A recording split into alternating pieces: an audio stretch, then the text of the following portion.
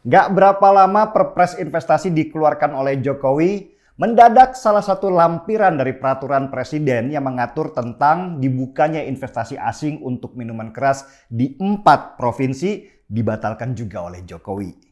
Alasan formil Jokowi adalah dia akhirnya mencabut Perpres itu sesudah mendapat masukan-masukan dari ulama, terutama dari MUI, NU, dan Muhammadiyah.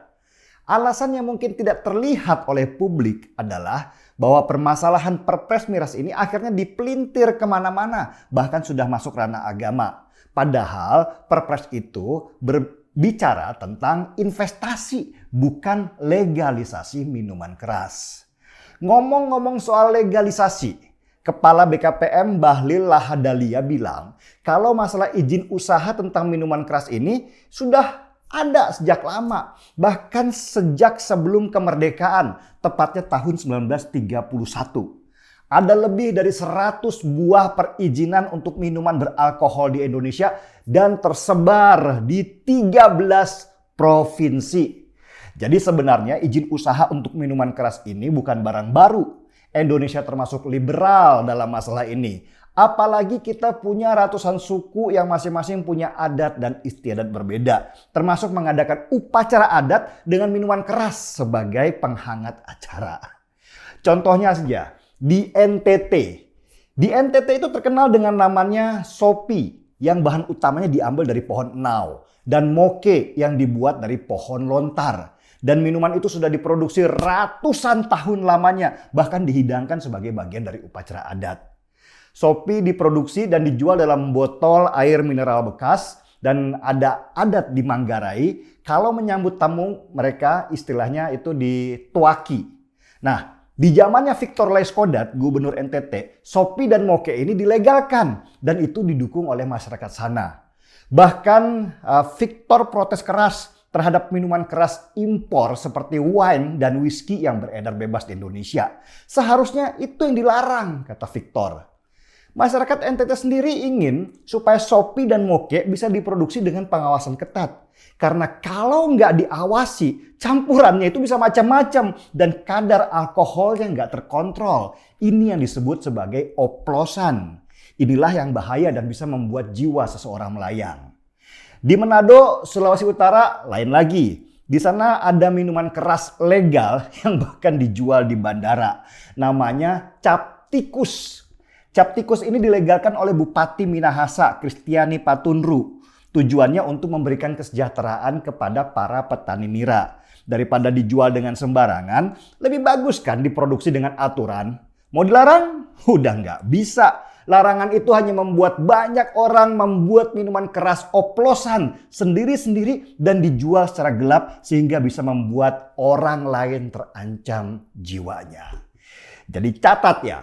Itu tujuannya Jokowi membuat perpres tentang investasi di mana mencakup investasi asing ke minuman keras. Tetapi, catat, tetapi khusus di daerah tertentu yang memang punya adat istiadat untuk itu. Lagian perpres itu dibuat karena ada masukan dari daerah-daerah yang memang selama ini produksi minuman keras sejak lama. Lalu, di mana masalahnya sehingga orang ribut dan lampiran perpres itu akhirnya dibatalkan? Masalah terbesarnya ada di komunikasi pemerintah yang jelek. Ini mungkin kritikan kesekian ribu kali dari saya terhadap pemerintahan Jokowi. Seharusnya sejak awal, sebelum perpres dikeluarkan, orang-orang istana, orang-orang kementerian tahu kalau ada kata miras, itu berarti isu itu sangat sensitif. Perlu dibuat tim untuk melakukan lobby-lobby terutama ke NU dan Muhammadiyah, 2 organisasi besar Islam di Indonesia. Lobby ini penting supaya bisa memberikan penjelasan maksud dan tujuan dikeluarkannya perpres itu. Kalau perlu, bawa perwakilan dari daerah yang mau produksi di sana dan ikut menjelaskan kebutuhan daerah mereka. Dan dari pertemuan itu akan keluarlah poin-poin kesepakatan. Misalnya, kalau minuman yang diproduksi tidak diedarkan ke provinsi lain yang religius. Atau minuman yang diproduksi khusus buat ekspor saja. Kalau sudah ada penjelasan dan pemahaman bersama, tentu nggak akan ada pelintiran seperti ini. Masa dari maksudnya Jokowi untuk perluas investasi, judulnya jadi berubah Jokowi legalisasi miras? Karena nggak ada penjelasan itulah, maka patokan berita kita hanya media online saja. Dan itu berpotensi membentuk framing narasi yang menyesatkan.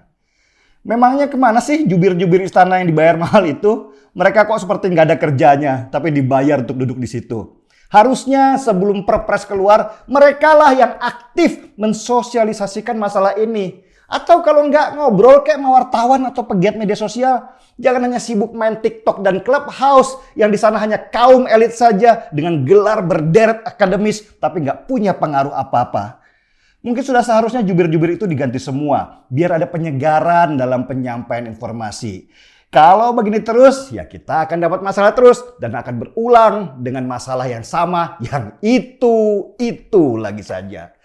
Sampai pusing kepala gua ngingetinnya, orangnya masih di sana-sana aja. Ya udah, saya tinggal miras aja kalau gitu, minuman yang bikin kita waras. Seruput dulu.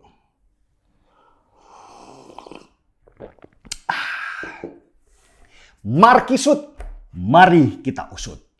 Saya Denny Siregar, kita di acara Timeline.